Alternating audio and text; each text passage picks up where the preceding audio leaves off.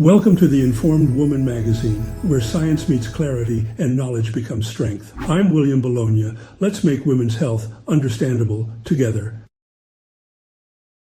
What if the pain that women have been told to live with was not normal at all, but a disease that hides in plain sight? A condition affecting millions, yet so often misunderstood. This is endometriosis, a silent storm where the body's own tissue becomes misplaced, turning every cycle into a war within. Endometriosis occurs when endometrial tissue, the same kind that lines the uterus, grows outside of it, on the ovaries, fallopian tubes, and the pelvic walls. It affects up to 1 in 10 women of reproductive age, and in those suffering infertility or chronic pain, that number can climb as high as 50%. The symptoms? Crippling menstrual pain, irregular bleeding, fatigue, infertility, and an ache that medicine too often dismissed as normal. The most widely accepted explanation is called retrograde menstruation, when menstrual blood flows backward through the fallopian tubes into the pelvic cavity. Those living cells drift through the pelvis, settle on distant organs, and start behaving as if they still belong inside the uterus, bleeding, inflaming, and growing each month. But here's the mystery. Almost all women experience some retrograde flow, yet only a few develop endometriosis. So why them?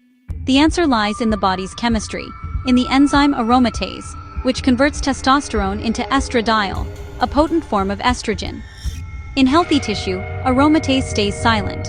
But in endometriotic lesions, it awakens, flooding the area with local estrogen that feeds their growth, inflammation, and pain. Even when systemic estrogen drops, these lesions survive, sustained by their own hormonal fire. A self-fueling cycle of pain and persistence. Then comes progesterone resistance, when cells no longer respond to the hormone meant to balance estrogen. In women with endometriosis, this resistance disrupts the body's harmony.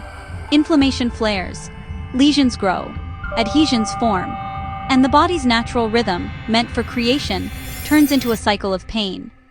Endometriosis isn't just hormonal, it's epigenetic, meaning the genes aren't broken, they're being misread. Environmental toxins, diet, stress, even trauma can alter how DNA expresses itself, silencing protective genes and amplifying those that inflame. These changes can even be passed down through generations, echoing through daughters and granddaughters. Pain, quite literally, encoded in memory. Diagnosis still depends on laparoscopy, direct visualization under the surgeon's lens. Lesions can be removed, cauterized, or suppressed with hormonal therapy. But even then, recurrence is common.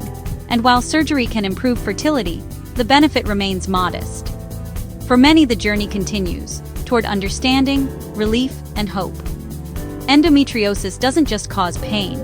It touches the very foundation of creation, fertility itself.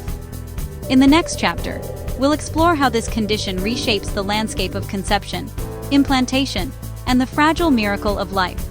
Stay tuned for Part 2, Endometriosis and Fertility. Thanks for watching another video by the Informed Woman magazine. Please feel free to comment and ask questions. Subscribe for more science-driven medical insights.